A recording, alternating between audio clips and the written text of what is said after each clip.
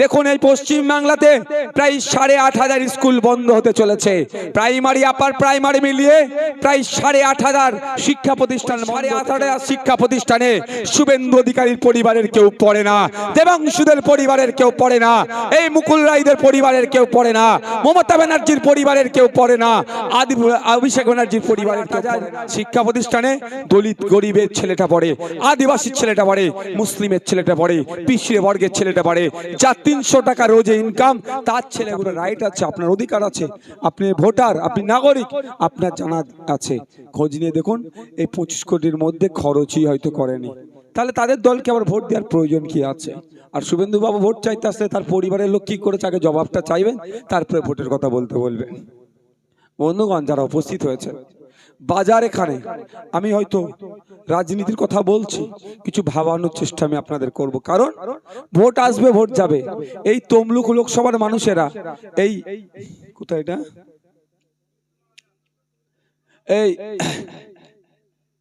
Nimtala Abdul market নাইকুড়ি, এই এলাকার মানুষদের বলেই আপনারা ইতিপূর্বে, আপনি, আপনার বাবা, আপনার দাদুরা ইতিপূর্বে 17 বার ভোট দিয়ে এমপি করে, নেতা করে দিল্লি পাঠিয়েছেন। ভোট আসবে, ভোট যাবে। ভোটের সময় এসে দাদু, জ্যাঠা, খালা, মাসি, পিসি, চাচা, ফুপু যেখানে হাত দিয়ে নমস্কার করতে বলবেন সেখানে হাত দিয়ে নমস্কার এরা করে নেবে। কিন্তু ভোট মিটে যাওয়ার পরে এই ব্যাটাগুলোকে আর দেখতে পাওয়া যায় না। একটা সার্টিফিকেটের দরকার হলে, একটা সিগনেচারের দরকার হলে জুতো ছুটে যাবে, তার সিগনেচার পাওয়া যায় না। কিন্তু আপনার আঙুঠার জন্য, আপনার ভোটের জন্য এদের মাস গেলে প্রায় 2.5-3 লাখ টাকা ইনকাম, সাম্মানিক ভাতা পায়, আর 5 বছর শেষে একটা হেভি অংশের পেনশন পেয়ে যাচ্ছে।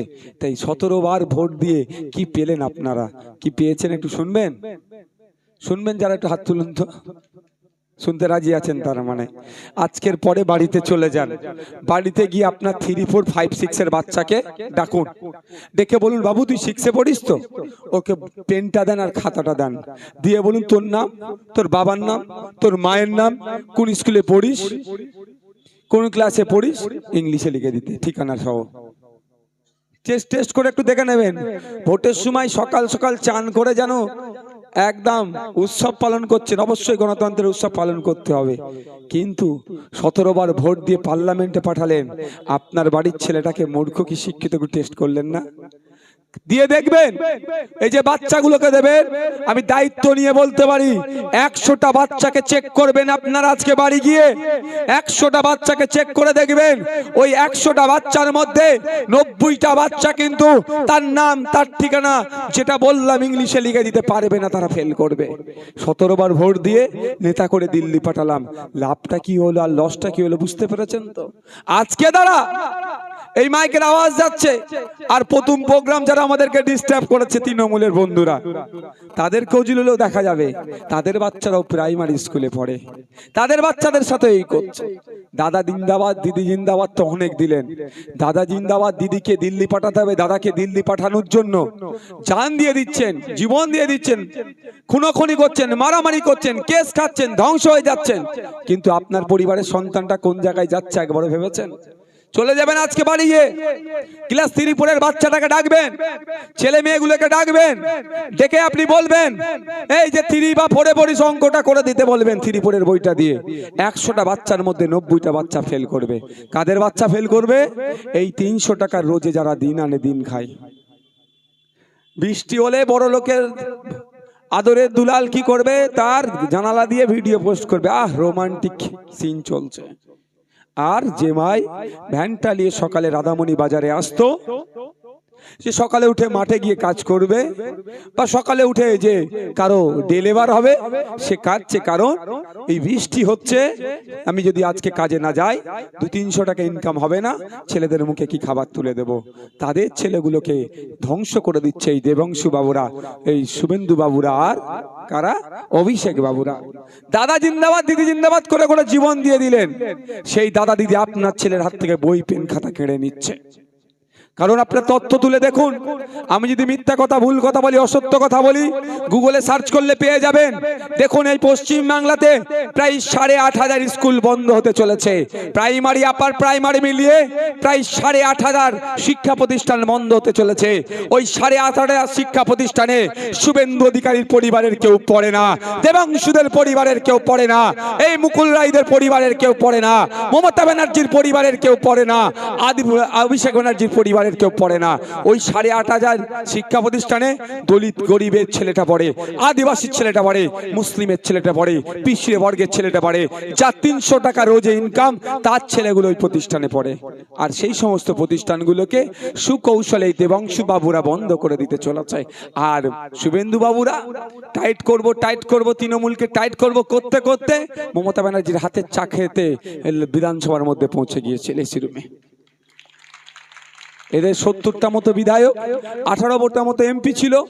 এই 8,000 শিক্ষা প্রতিষ্ঠান কেন বন্ধ হচ্ছে? মাঠে ময়দানে এদের প্রধান বিরোধী দল হিসাবে মাঠে ময়দানে এদের লড়াই করা দরকার ছিল যে এই শিক্ষা প্রতিষ্ঠান বন্ধ হতে দেওয়া যাবে না। কারণ এই শিক্ষা প্রতিষ্ঠানগুলো যেখানে আছে সেখানে ম্যাক্সিমাম দলিত বসবাস করে, ম্যাক্সিমাম আদিবাসী বসবাস করে, মুসলিম সমাজের বসবাস করে, বাউরি সমাজের মানুষ বসবাস করে, এক কথায় পিছিয়ে সমাজের মানুষ বসবাস করে। এই শিক্ষা প্রতিষ্ঠানগুলো বন্ধ হতে দেওয়া যাবে না, এই নিয়ে আন্দোলন করতে পারত। কিন্তু শুভেন্দু বাবুরা সে আন্দোলন করেনি। কারণ কি? শুভেন্দু বাবুরা জানে যদি দলিতের হাতে পেন উঠে যায়, আদিবাসীর হাতে পেন উঠে যায়, মুসলিমের হাতে পেন উঠে যায়, তাহলে বিভাজনের রাজনীতি করে ক্ষমতায় টিকে থাকবে কি করে? ওরা তো করবে না। তাহলে ধর্ম নিয়ে হানাহানি কাদের মধ্যে লাগাবে? বর্ণ নিয়ে, জাত নিয়ে হানাহানি কাদের মধ্যে লাগাবে? যদি আমার আপনার ছেলের হাতে পেন উঠে যায়, করবে না। আর আপনি বলতে পারেন মমতা ব্যানার্জি এত ভালোবাসে, অভিষেক ব্যানার্জি এত আমাদেরকে ভালোবাসে, তাহলে শিক্ষা কেন দিচ্ছে না? এরা ভালো করে জানে যদি আপনার আমার হাতে, আপনার আমার পরিবারের সন্তানগুলোর হাতে বই পেন খাতা উঠে যায়, তাহলে এদের হয়ে ভোটটা দখল করবে কে? ভোটটা লুট করবে কে? খুনোখুনিটা করবে কে? মারামারিটা করবে কে? মারামারির করার লোক থাকবে না। দেবাংশু বাবুরা নীল খেয়ে ভোটে পরাজিত হয়ে কলকাতায় চলে যাবে। সুতরাং দেবাংশু বাবুকে জিতাতে হবে, শিশির বাবুর ছেলেকে জিতাতে হবে, শুভেন্দু বাবুকে জিতাতে হবে, অভিষেক ব্যানার্জিকে জিতাতে হবে, মমতা ব্যানার্জির জন্য মারামারি করতে হবে। ভোটের সময় এসে নন্দীগ্রামের মানুষের জন্য ভালোবাসা উতলে উঠছিল। 3 বছর পরাজয় হয়েছে বলে নন্দীগ্রাম মুখী আর হয়নি। তো নন্দীগ্রামের মানুষকে বোকা বানাতে হবে। ভোট আসবে, ভোটটা নিয়ে চলে যেতে হবে। তমলুকের মানুষকে মিষ্টি মিষ্টি কথা বলবো, ভুল বুঝিয়ে ভোটটা নিয়ে চলে যাব। সেই জন্যই আপনার আমার ছেলেকে তমলুকের লোককে অশিক্ষিত করে দেওয়ার চক্রান্ত এরা করছে। 8,500 শিক্ষা প্রতিষ্ঠান বন্ধ করে রেখেছে। আপনাদেরকে খোঁজ নিয়ে বলবো, যদি ভুল হয় আমার কথা কেটে দেবেন। দেবাংশু বাবু এখানে তৃণমূলের হয়ে ভোটে লড়ছে তো। দেবাংশু বাবুর পরিবারের লোকজন কেউ সরকারি প্রাইমারি আপার প্রাইমারিতে পড়ে না, সরকারি হাই স্কুলে পড়ে না। দেবাংশু বাবুর পরিবারের লোকজন কোথায় পড়ে? সব বেসরকারিতে। কারণ দেবাংশু বাবুরা, অভিষেক বাবুরা, মমতা ব্যানার্জির পরিবারের লোকজনকে দেখুন, সব বেসরকারি স্কুলে তাদের ছেলে মেয়েদের পড়াচ্ছে। বেসরকারি স্কুলে প্রাইমারি আপার প্রাইমারি হয়ে গেলে, হাই স্কুল হয়ে গেলে বিদেশে পাঠাবে। সেখান থেকে উচ্চ শিক্ষায় শিক্ষিত করে নিয়ে এসে নেতা হিসাবে আপনার ছেলের মাথায় বসিয়ে দেবে। আর আপনার ছেলেগুলোর হাত থেকে দেবাংশু বাবুরা বই পেন খাতা কেড়ে নিচ্ছে। কারণ দেবাংশুদের দাদুদের হয়ে আপনাদের দাদুদেরকে লাঠিয়াল বাহিনী হিসেবে কাজে লাগিয়েছে। দেবাংশুদের বাবাদের হয়ে আপনার বাবাগুলোকে লাঠিয়াল বাহিনী হিসেবে কাজে লাগিয়েছে। এখন দেবাংশুদের হয়ে লাঠিয়াল বাহিনী হিসেবে কাজ করছেন। দেবাংশুদের ছেলেদের জন্য, দেবাংশুদের পরের প্রজন্মদের জন্য লাঠিয়াল বাহিনী কিভাবে রাখা যায়, সেই জন্য এখন থেকে শিক্ষা প্রতিষ্ঠানগুলোকে বন্ধ করে অশিক্ষা দিকে আপনার আমার পরিবারের বাচ্চাগুলোকে ঠেলে দিচ্ছে। তাই ভাবার সময় এসেছে। ভাবুন কাকে ভোট দিয়ে পার্লামেন্টে পাঠাবেন। আপনারা যদি মাইউদ্দিন ভাইকে ভোট দিয়ে পার্লামেন্টে পাঠান, আপনাদের এই 8,500 শিক্ষা প্রতিষ্ঠান কেন বন্ধ করছে? যেমন আমি রাজ্যের আইনসভার মধ্যে চিৎকার করছি বন্ধ শিক্ষা প্রতিষ্ঠানগুলো না বন্ধ করা যায়, শিক্ষা প্রতিষ্ঠানগুলো তার কথা বলছি, উপরন্তু তাকে সেখানে শিক্ষার পরিকাঠামো ফিরিয়ে আনার কথা বলছি। এটা আমরা শুধুমাত্র রাজ্যের আইনসভার মধ্যে আমি সীমাবদ্ধ রাখতে চাইছি না। দেশের আইনসভার মধ্যে যেখানে শিক্ষানীতি তৈরি হয়, সেখানে আমাদের আওয়াজটাকে পৌঁছানোর জন্য এই তমলুক থেকে আমাদের মাইদাকে আমরা পাঠাতে চাইছি। যদি আপনারা ভোট দেন যাবে। আপনারা তো অবাক হয়ে যাবেন, আমার উপরে তৃণমূলের এত রাগ কেন জানেন? আমার উপরে সব থেকে বেশি রাগ তৃণমূলের। কারণ কি? আমি শ্রমজীবী বঞ্চিত মানুষের কথা বলি। যেটা লুট হয়ে যাচ্ছে সেটা বন্ধ করার কথা বলি। আমি পশ্চিমবাংলার বিধানসভায় বলেছিলাম, মাননীয় শিক্ষামন্ত্রীকে প্রস্তাব রেখেছিলাম। তার আগে আমি শুধু একটা পরীক্ষা করতে চাই। এখানে কাদের সন্তানগুলো বেসরকারি স্কুলে পড়ে তারা একটু হাত তুলবেন। বেসরকারি স্কুলে টাকা দিয়ে পড়ায়, কাদের সন্তান?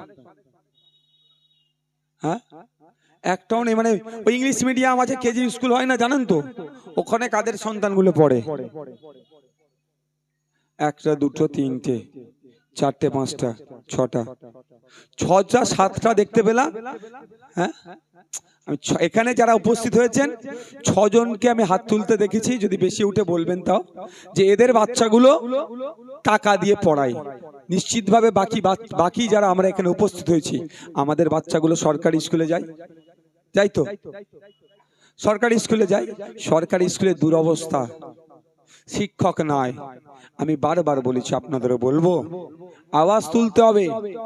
আজকে দেখুন সরকারি স্কুলে যাচ্ছে, প্রাইমারির যদি কথা বলি, ও আর শিক্ষাদানের জায়গা নাই, ওটা লঙ্গরখানায় পরিণত করে দিয়েছে অপদার্থ শুভেন্দু অধিকারীদের প্রাক্তন দল মমতা ব্যানার্জিরা।